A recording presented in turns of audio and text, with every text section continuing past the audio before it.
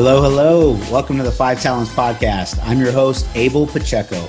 I interview the top commercial real estate investors and industry experts so you can learn from their experiences. So if you're an investor, a high W-2 earner, or real estate or tech sales professional that wants to invest in real estate without having to manage properties or leave your day job, then this podcast is for you.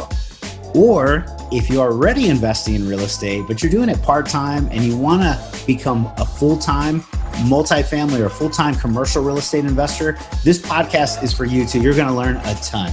You will learn from real-life multifamily investors and other professionals in the industry. They're going to share their blueprints for success, and I'm super excited that you're here. So I hope you enjoy the show.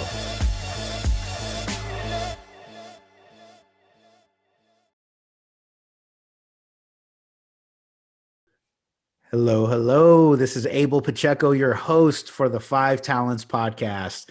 We have one of those guests, one of those experts, one of those individuals that you are just going to learn a lot from. I'm very excited to have him on our show because we haven't really dove into a lot of this expertise around, if you've heard the word self-directed IRA, UBIT taxes, solo 401k, QRPs, all of this stuff. And you're like, I want to leverage something to invest in my multifamily commercial real estate syndications.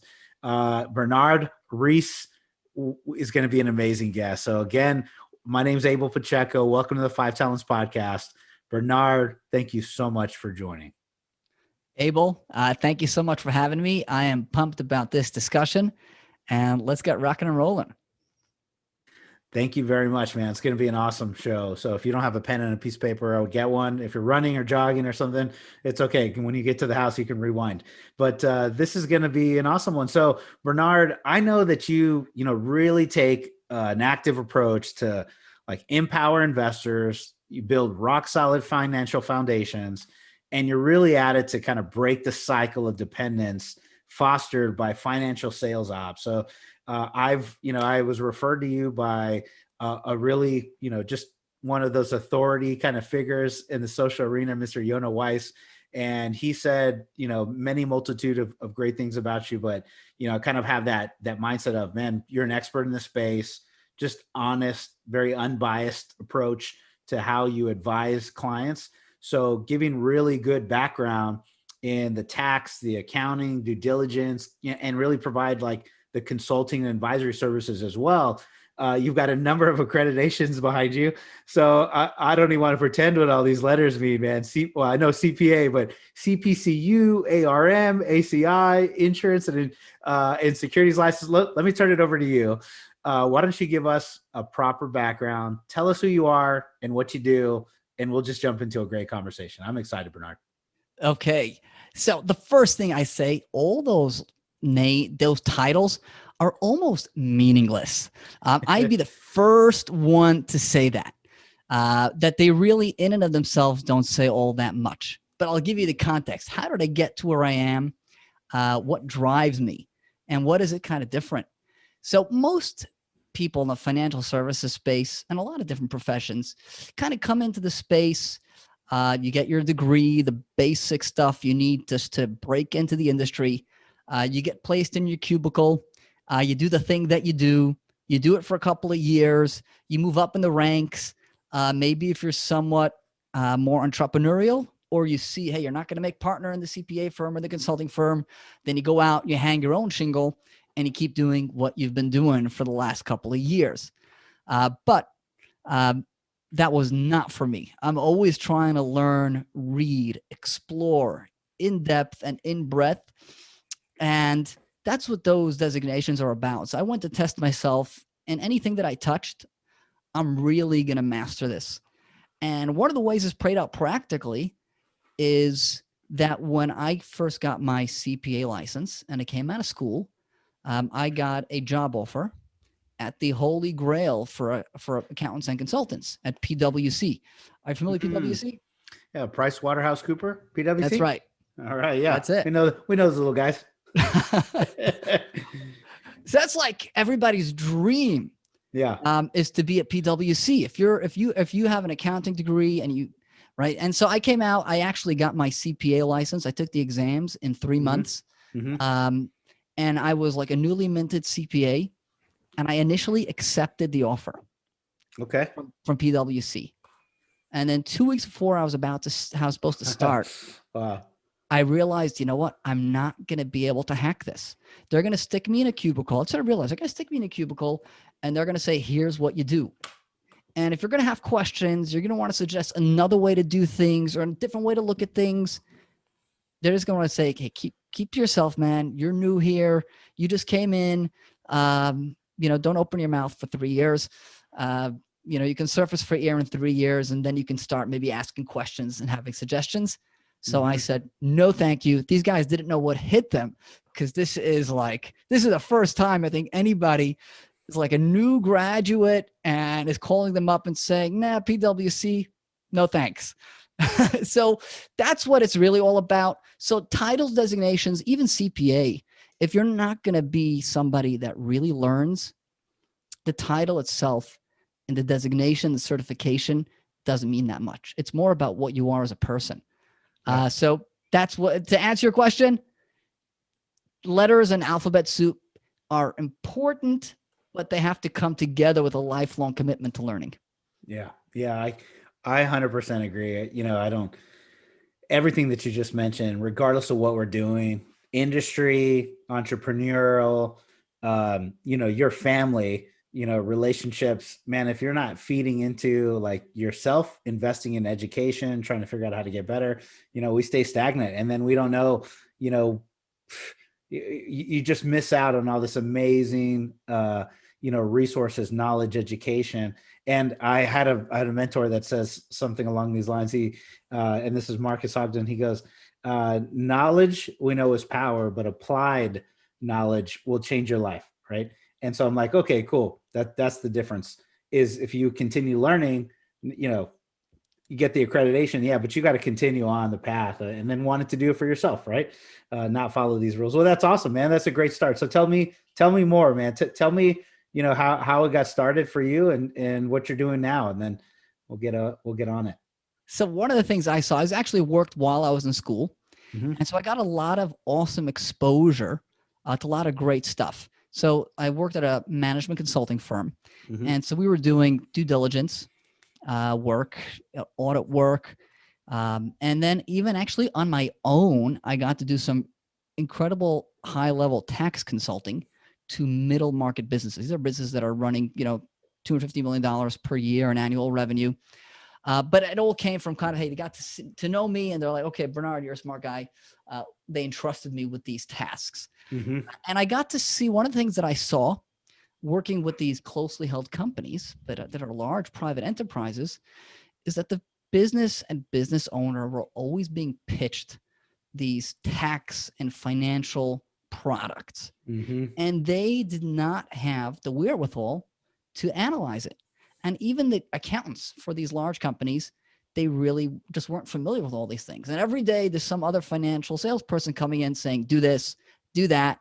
A big one that they kept running into was captive insurance, which is why I ended up with CPCU, ARM, ACI. Those are all risk management and insurance designations. I was like, all right, if I'm going to assess this, you got to know the tax side, and you have to know the insurance side as well, because it's at the nexus of those two.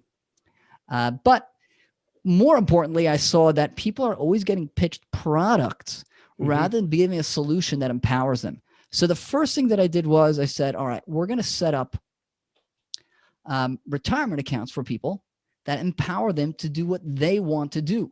We have to break that association between retirement accounts and financial sales industry. I like to call them sometimes naked retirement accounts because retirement accounts are created by the tax code, very complex area of tax code. Once you look at qualified retirement plans and IRAs, a lot of complexity there. But the tax code says very little about the investing side and the asset classes. Somebody else decided to dress up these retirement accounts and layer on these layers of clothing. Imagine somebody dressed for like the Arctic weather. That's what we're getting. We're getting retirement accounts that are bundled up and wearing like 13 layers of clothing. and we got to create notes. We want a naked retirement account. We're just going to give it to the way Congress envisioned it and not bundled with any of these other layers. And you can invest in what you want. So that's the kind of I'd say anchor point for services that we deliver. And to what extent are you familiar with the self-directed space? So this is going to be a great conversation. One, because ton of investors ask me when they know they want to invest in real estate, they know they want to get in commercial multifamily. They're like, hey, I'd like to invest with you. And when I start taking them down the path of what I did, when you ask me, what do I know? I invested first passively, and I invested with a self-directed IRA. So I kind of got lucky here that, my, active operator, the guy I was investing with, he was like, hey, do you know some people invest with their retirement accounts? And he just kind of happened to mention it. And I was like, they do? I didn't know I could do that. I want in. So anyways, when I found it, I took my old 401k from my company that I left. So I was there for a number of years, had some 401k. I left, I directed that to a self-directed IRA. And then that's what I invested, like my first, 50K into my first passive investment, it was $120. And about as much as I know about it, Bernard, so you're going to share some good light here. About as much as I know was I looked at it and my money was not growing at a rate of 16% compounding, which I'm always looking at the rule of 72. The rule of 72, does your money double in 6 years without you doing anything, without you feeding it or whatever? And so I looked at my 401k. I go, man, that thing has not doubled without me feeding it. Even with me feeding it, I don't know if we've really doubled. So I look at the math and anyways, I go, well, I'm going to put it in something that does. And that's why I invested in our first, multifamily deal.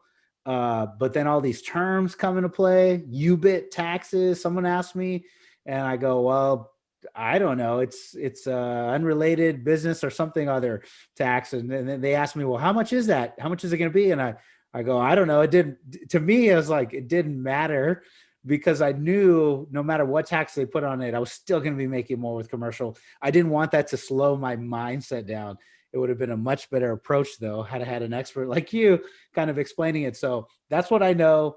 I would love for you to share some light with our listeners because we have a lot of passive investors and people kind of in this world that are trying to figure this stuff out.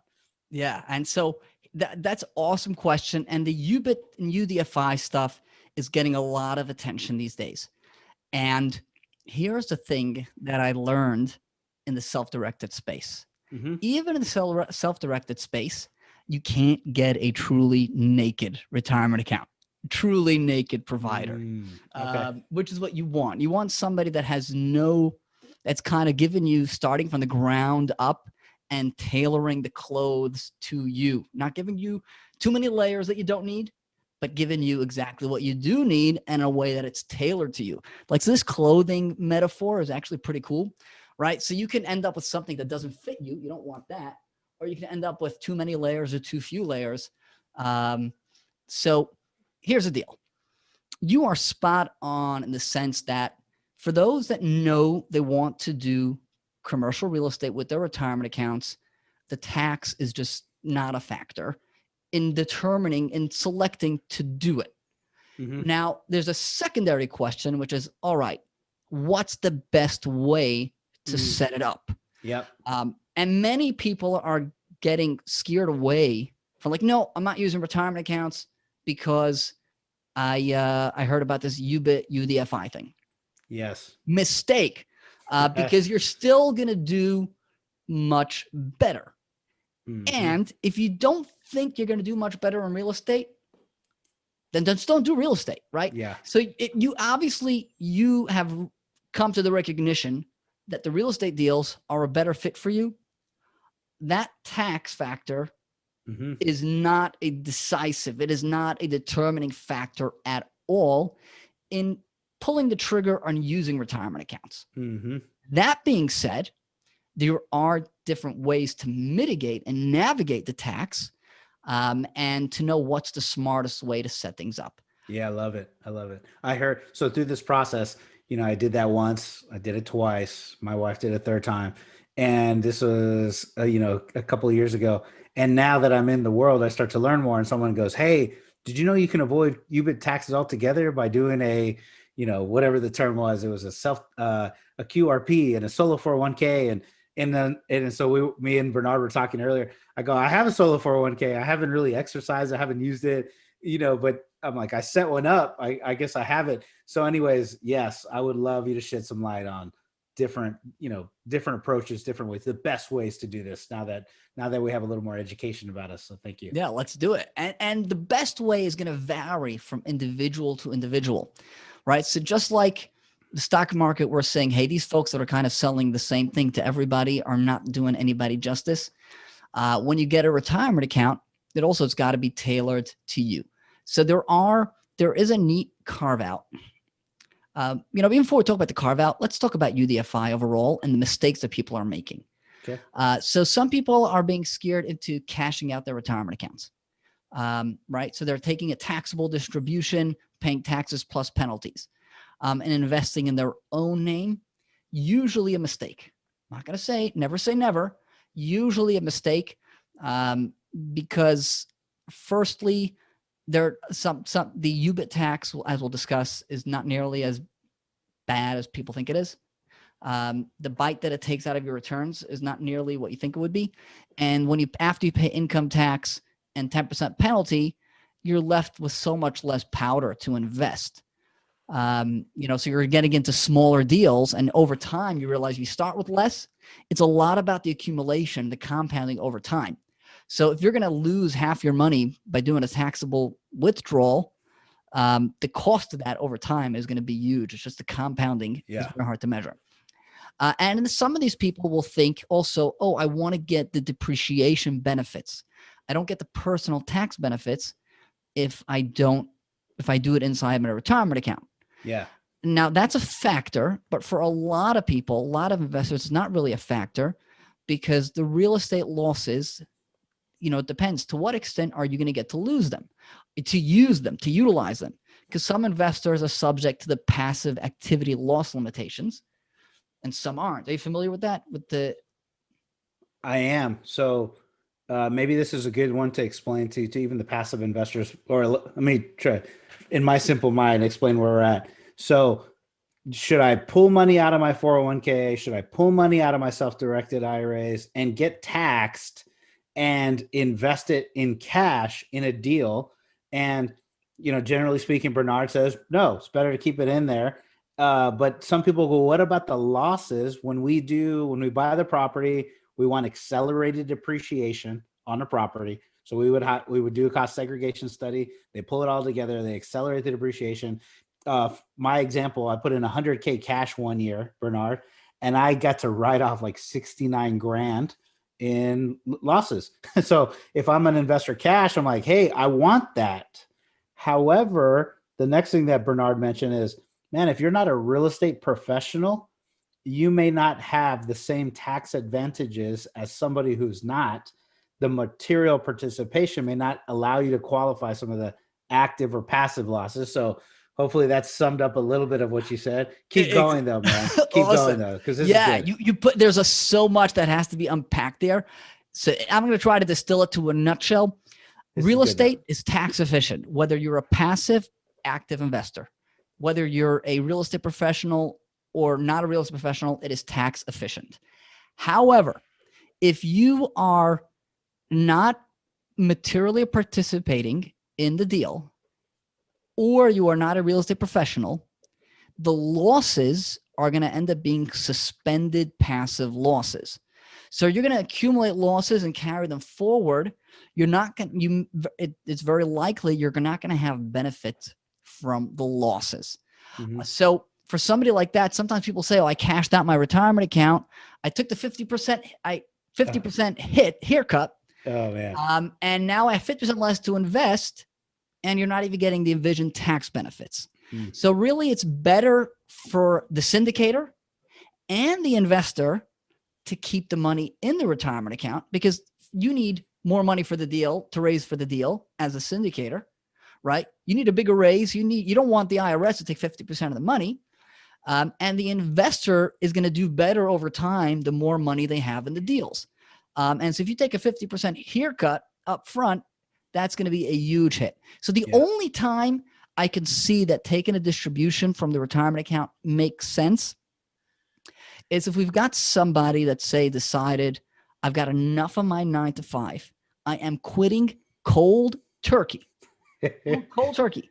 Starting tomorrow, I am full-time real estate. I am going to qualify real estate professional for tax status, and I am going to be doing my own deals, materially participating, right?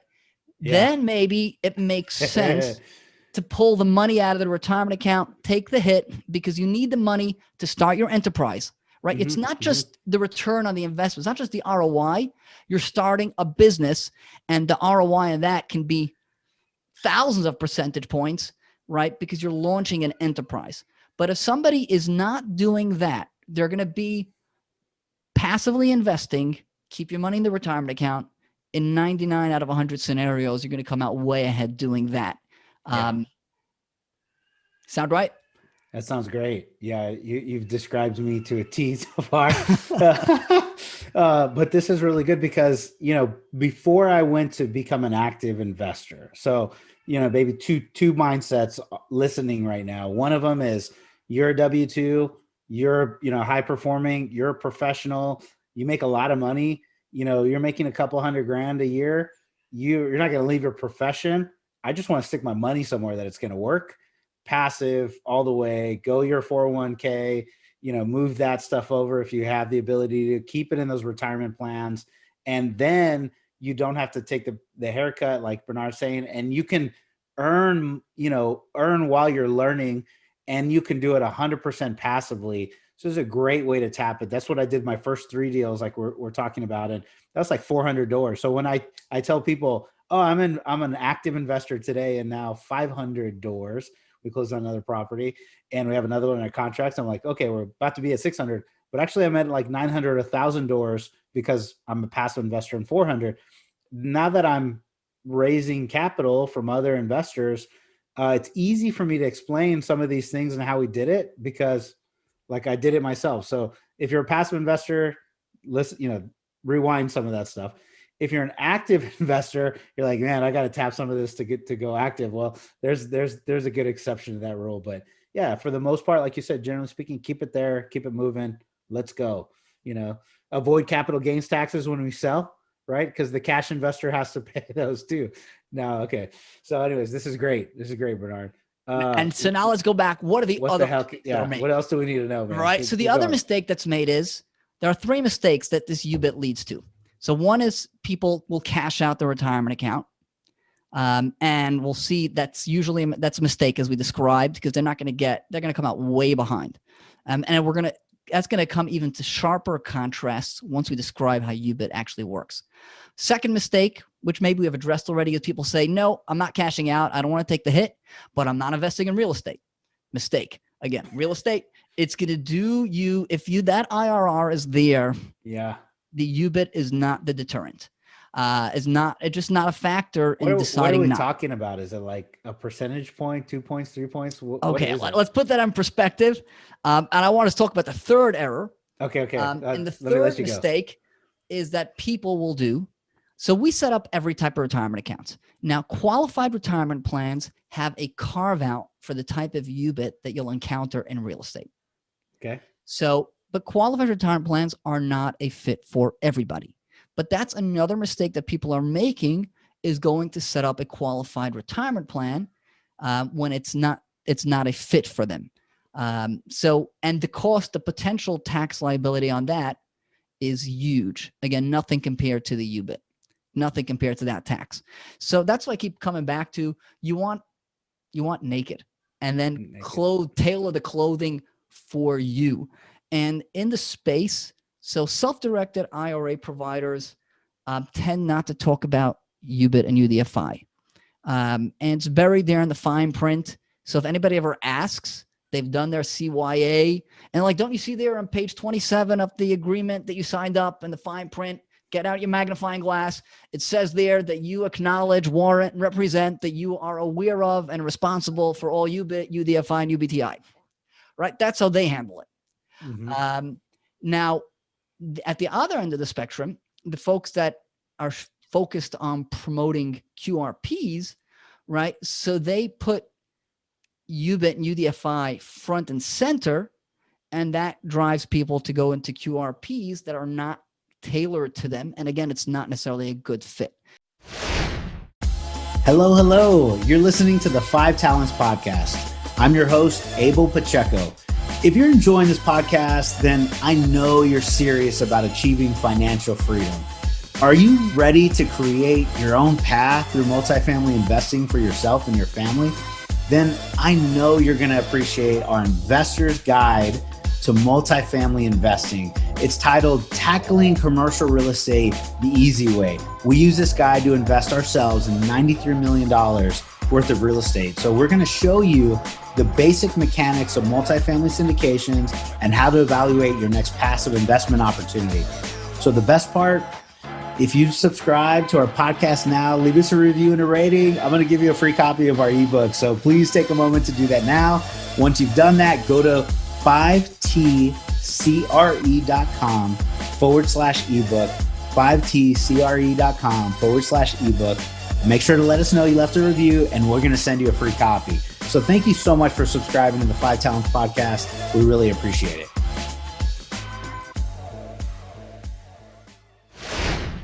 So let's talk about what qualified retirement plans are, because people get a lot of confusion about this. And we'll talk about how the UBIT and UDFI actually works. You're still describing me to a T, man, because I'm like, yep, I set up the QRP. I don't know what it is or how it works, but I set it up. There's my, but anyways, keep going, brother. So there's like this mystique and vagueness, and qualified retirement plans, you know exactly what it is. And kind of once you pull away the emperor's clothes, again, back to our clothes metaphors, you'll maybe be a little surprised or disappointed. So qualified retirement plans is just a group of retirement accounts. So calling something a QRP is a deliberate attempt not to describe it. Yeah. Because a qualified retirement plans is just a group of plans. And the most well-known of them are 401k plans, right? And so every 401k plan is a qualified retirement plan. People have heard of profit-sharing plans. Those are qualified retirement plans. Some people may be familiar with kind of the older style pension plans, like a defined benefit plan, and cash balance plans. Those are all qualified retirement plans. Now, there's a lot of compliance complexity associated with those. And so anytime somebody tells me, Bernard, I've got a QRP, and I ask them, what do you have? Like, I don't know. I'm like, man, if you don't know what it is, you don't have a prayer of operating it compliantly. So here's the deal. Qualified retirement plans, that broad category of plans, has a carve out for real estate acquisition indebtedness UDFI. So all these accounts are subject to UBIT. Sometimes people tell me, Bernard, QRP doesn't have UBIT. John Doe told me no UBIT. Wrong. They all have UBIT, but they do have a carve out. Qualified retirement plans have an awesome carve out that's hugely impactful for real estate. So the type of UBIT that we're talking about in real estate generally is a type of UBIT that you get because you used leverage. And we'll get into how the tax actually operates here. So what happens is, whether you are an IRA, whether you're a qualified retirement plan, or whether you're the Red Cross or United Way, these are all tax sheltered, kind of entities that don't pay taxes, charitable entities, certain taxes that you get, because way back in the 50s and 60s, there were some abuses. So Congress introduced these UBIT rules. And one of those is if you use borrowed money to create profit, investment profit, a portion of the return can be taxable, right? So let's say an IRA or United Way, and let's take the syndication part out of it. Let's just say I've got a choice. I've got an IRA. I could buy a single family or a duplex, a triplex, a quad. And so there are two available. Let's say there's a single family for $100,000, and there's a quad for 400K. My IRA has 100K in it. Mm-hmm. I can buy the single family for 100K all cash deal. Or I can get a lender to give me another 300K and I can buy the quad. Now, the thing is, if you use the debt, you're going to have UDFI, right? That's going to be a key thing. If you borrow the money from the lender, your IRA borrows money, you're going to have UDFI. So should you buy the quad with the 400K or the single all cash? And before we get into the deep dive, it's helpful. Abel, what do you say?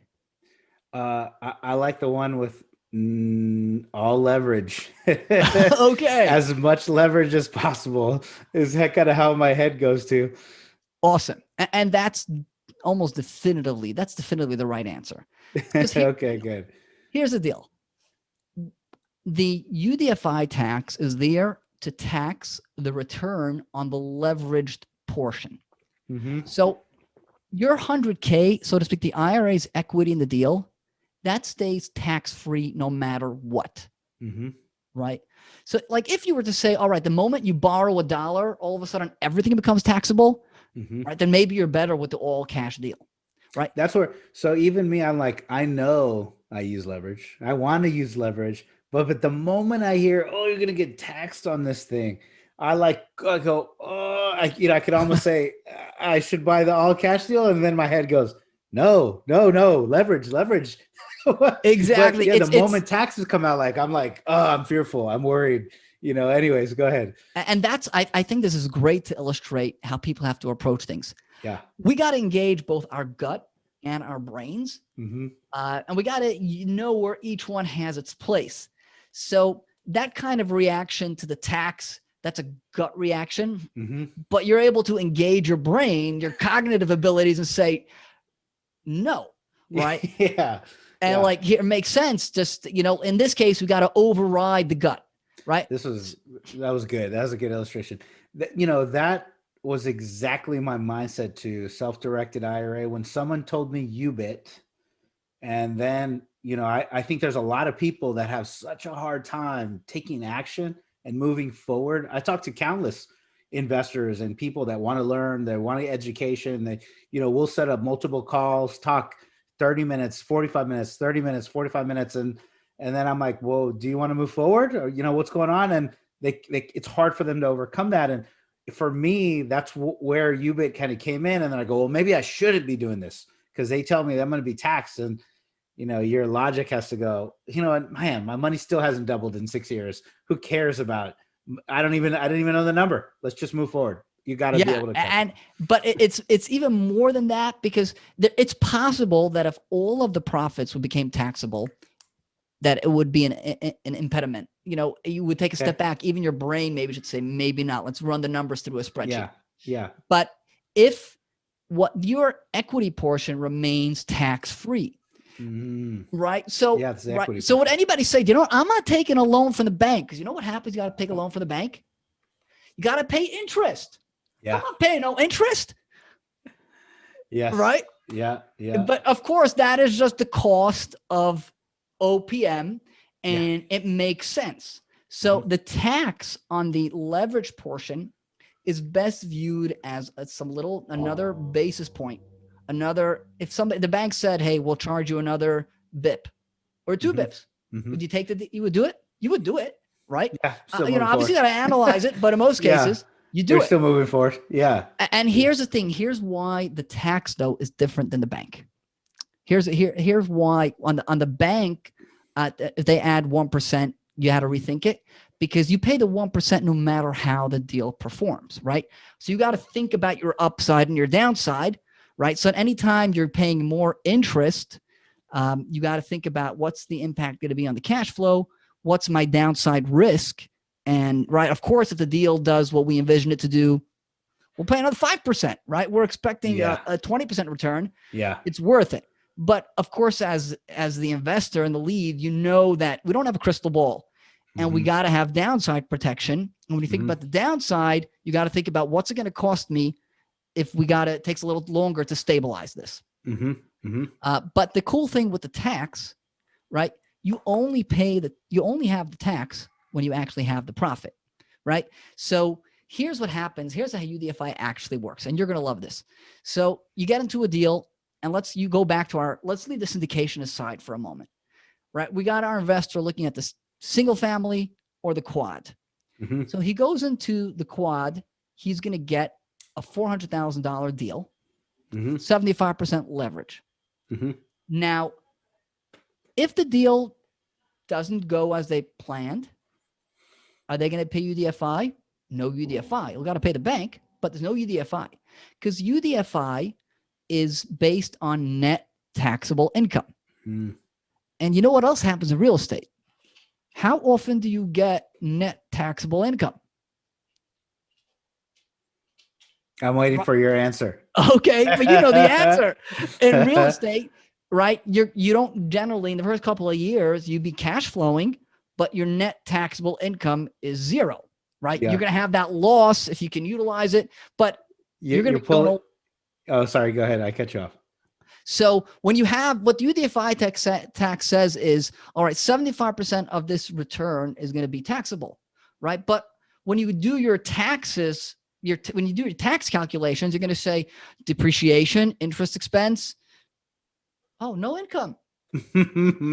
Yeah, we're writing off as much as freaking possible in the first really 5 years. Bonus depreciation year one.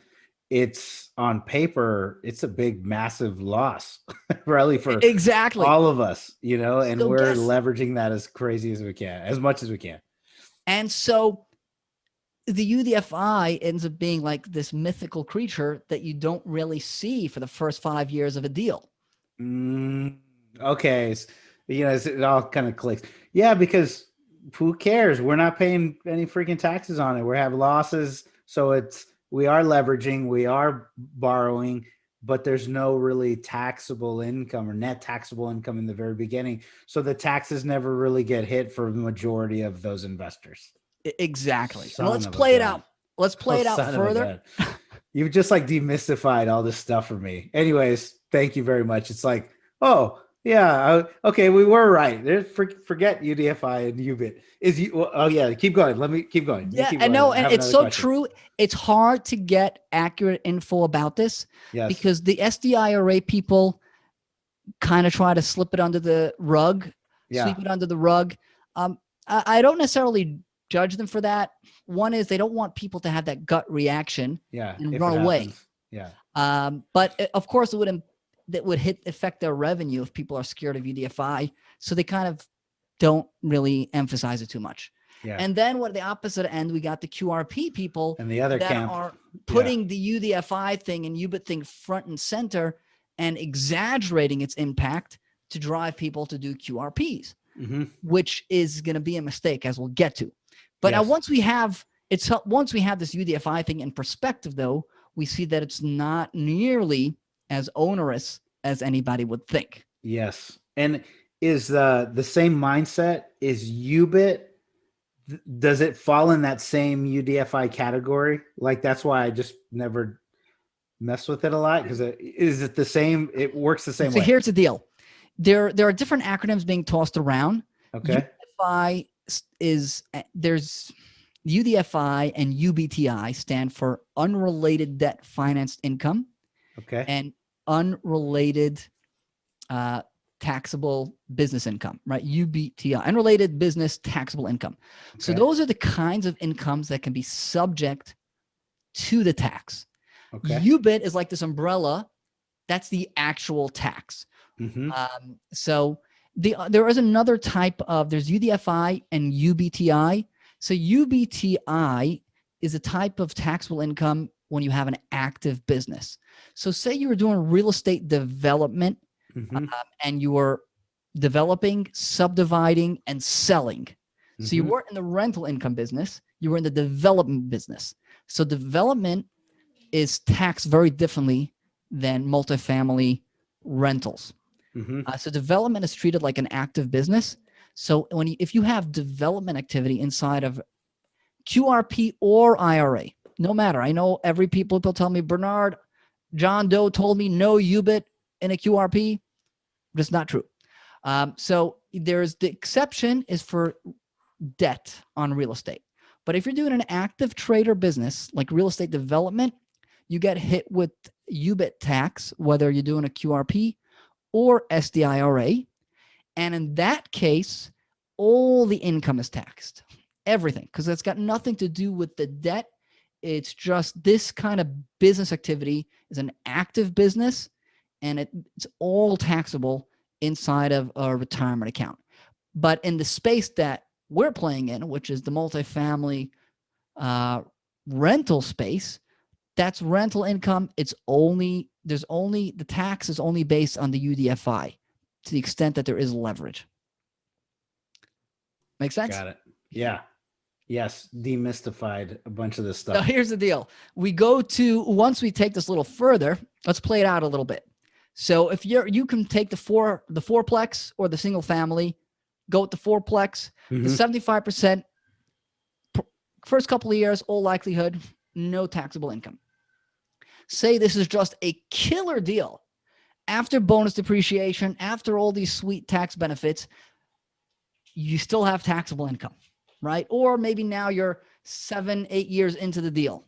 Okay. Right. Yep. But the portion of you're only taxed on the portion that's leveraged. Now, if you have no income, net taxable income, there's no tax. So it's not like the bank where you pay no matter what. And if you are generating net taxable income, well, that's awesome. That is the cost of OPM. When I try to tell people is like, I'd like you to try this with Charles Schwab. How about telling them, hey, I've got $100,000 in mutual funds. How about giving me another $300K? Not happening. Not going to happen.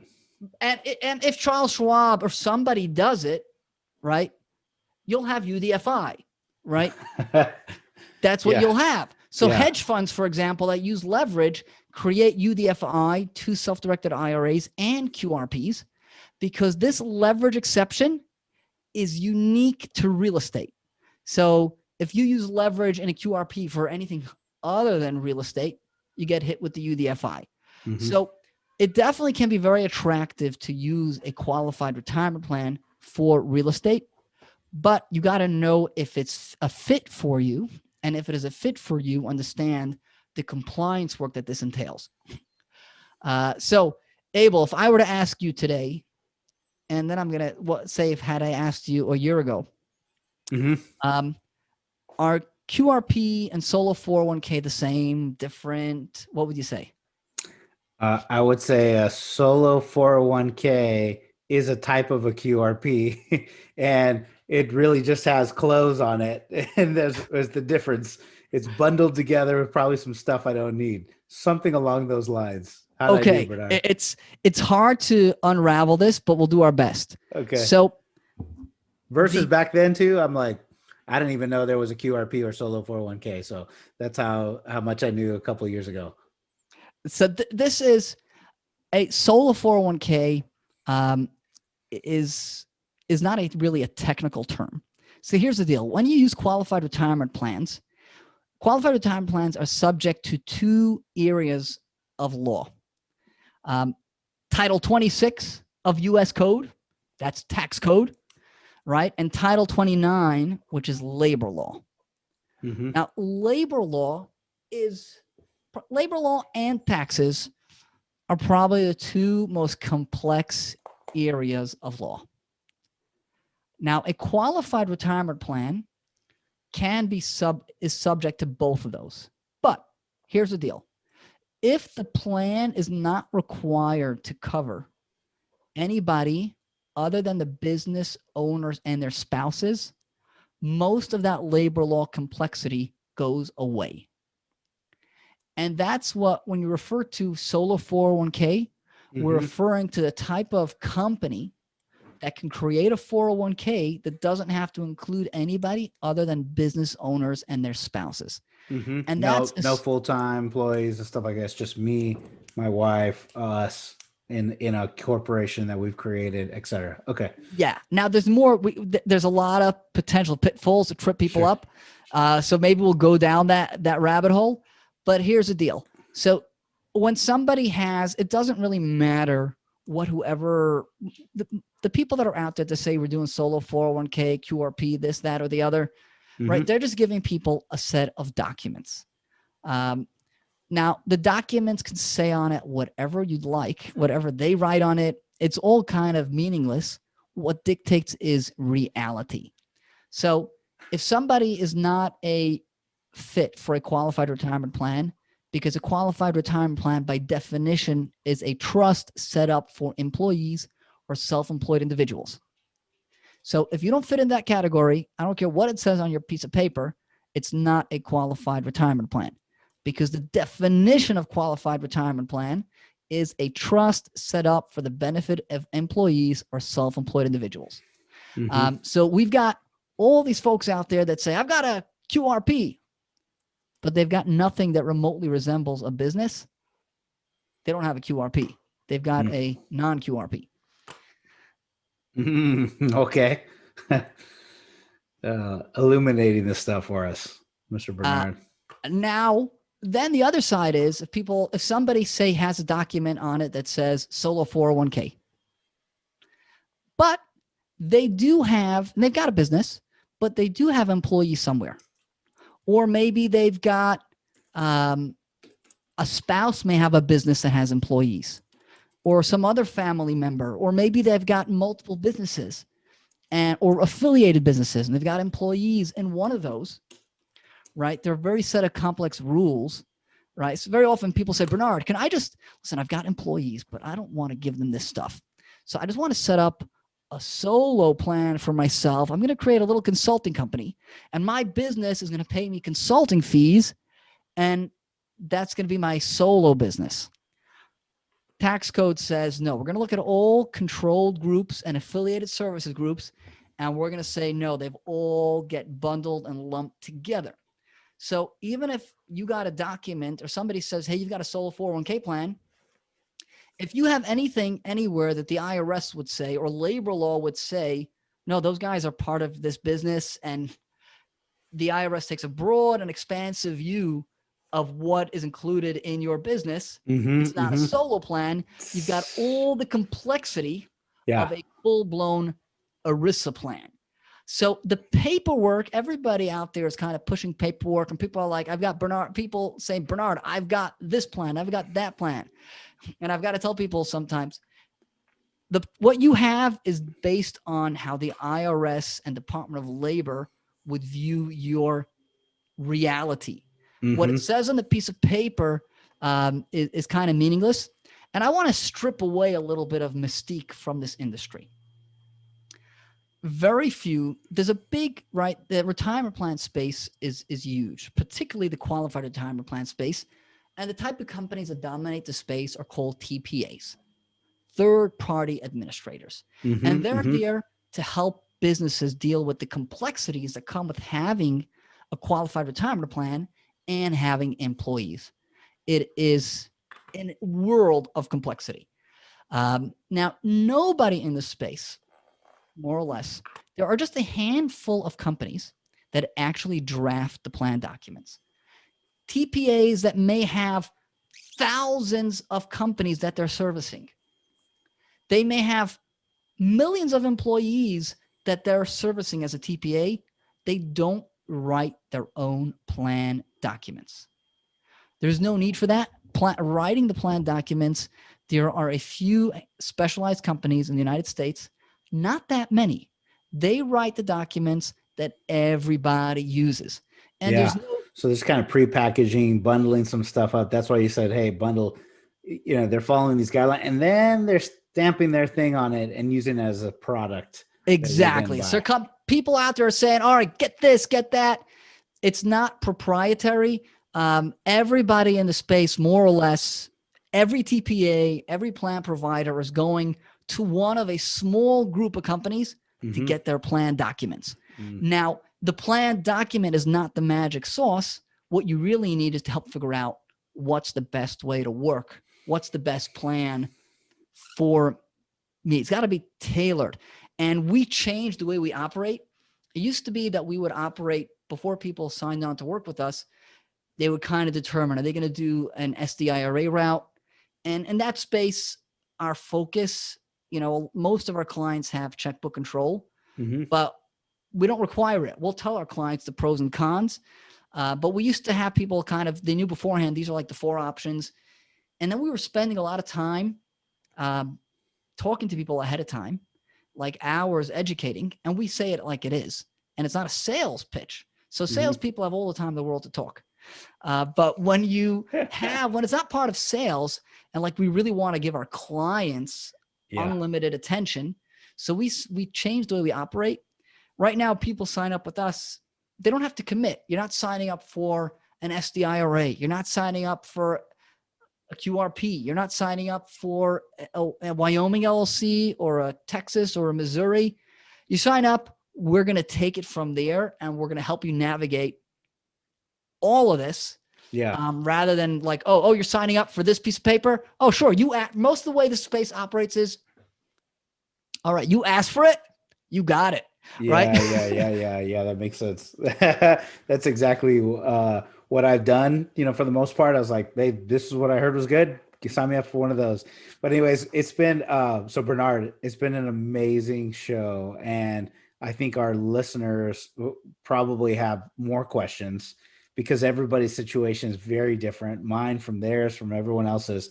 Where's the best place we can reach out to you, our listeners, our guests, our network, if they want to learn a little bit more about their specific, the best plan for them, the best suit, the tailored suit in this analogy? So there are a couple of ways.